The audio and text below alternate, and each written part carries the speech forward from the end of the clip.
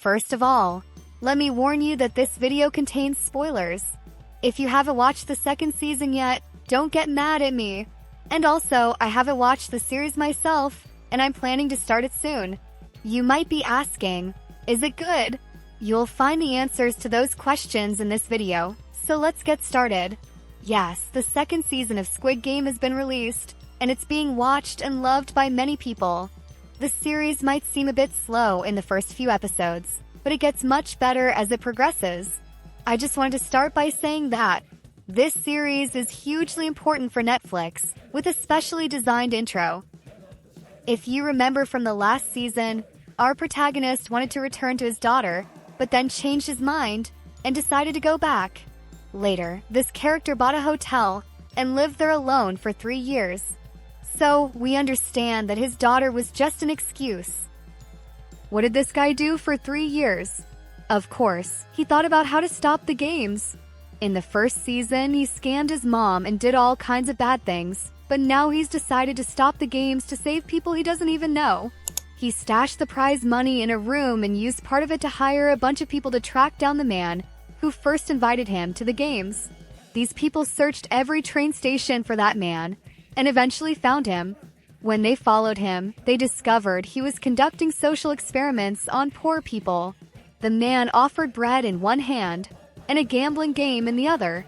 Everyone, except one person, chose the gambling game. When the man realized he was being followed, he set traps for those tracking him. Eventually, when he encountered our protagonist, they ended up playing Russian roulette. And guess who dies? That's right, you guessed it. Afterward, our protagonist finds the invitation card to the games in the man's pocket and decides to rejoin. Why, you ask? As we mentioned earlier, he wants to stop these games. Also, if you remember from the previous season, there was a wounded policeman. Well, he didn't die and joins our protagonist this season. Additionally, have you noticed there's an LGBTQ+ character in the series this season? That's not something you often see in South Korean productions, and Netflix likely had a hand in this. Compared to previous seasons, this one seems more focused on grabbing Gen Z's attention. You can tell by the addition of a Korean rapper to the cast. Personally, we think he was a bit unlikable. What do you think? Let us know in the comments. But anyway, back to the topic. When it comes to our protagonist, he wakes up in the same way, starting with the same game scenario in his bed.